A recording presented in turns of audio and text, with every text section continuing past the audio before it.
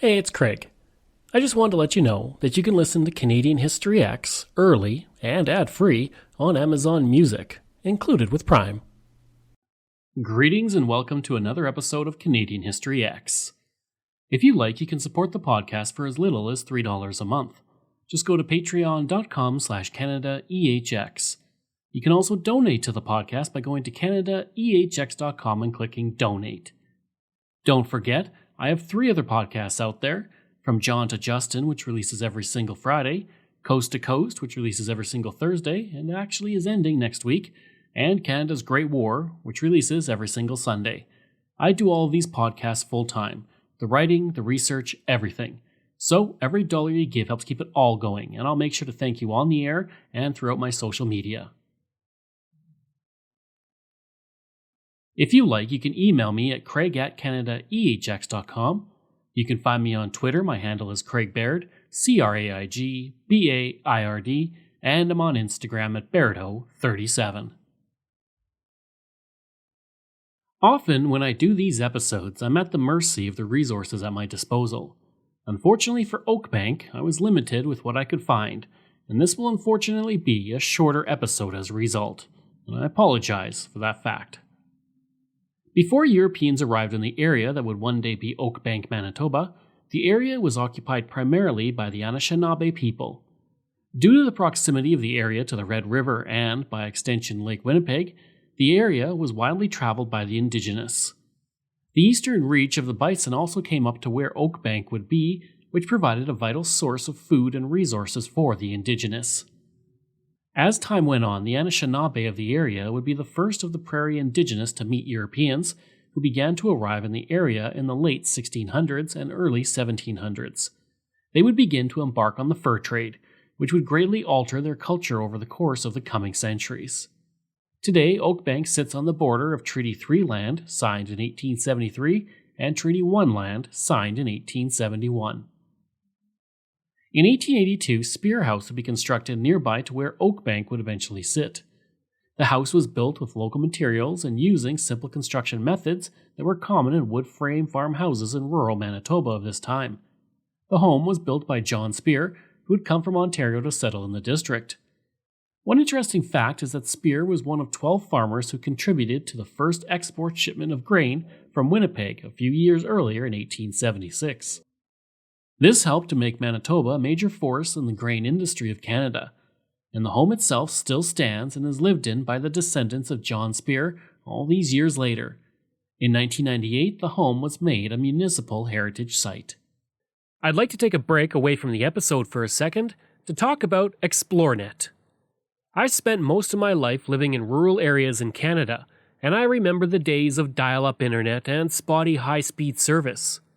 For the past 3 years, I have been a customer of ExploreNet, and I can honestly say that it is the best rural internet I have ever had. My job as a podcaster means I spend a lot of time researching online, interviewing people over Zoom, and uploading content. Through it all, ExploreNet has provided me with excellent service. When I'm not working, I enjoy streaming content on several streaming platforms, and even doing some online gaming with a friend in Ontario. ExploreNet allows me to do all of that with ease. Right now, they offer up to 50 megabits per second on their new LTE network with unlimited data.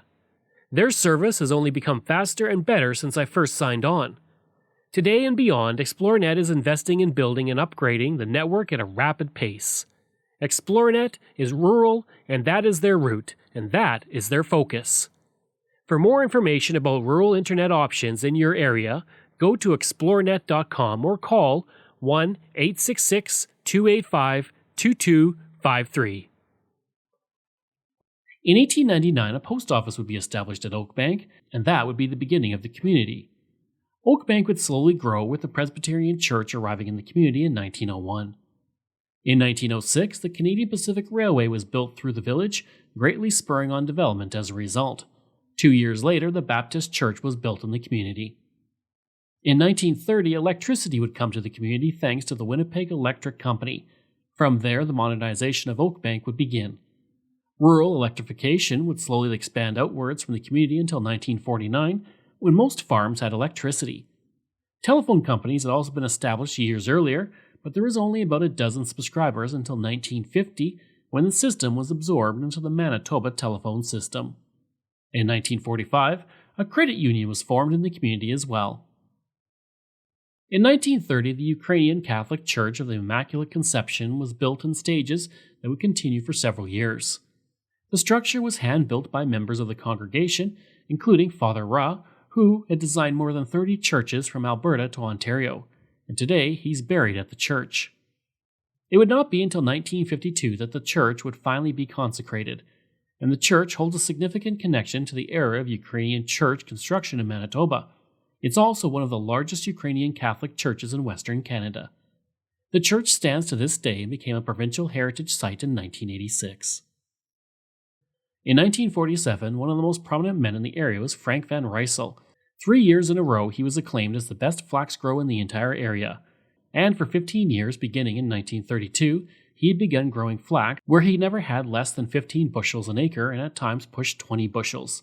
He would say, quote, "I never sow flax twice on the same field, though I intend to in a 5-year rotation.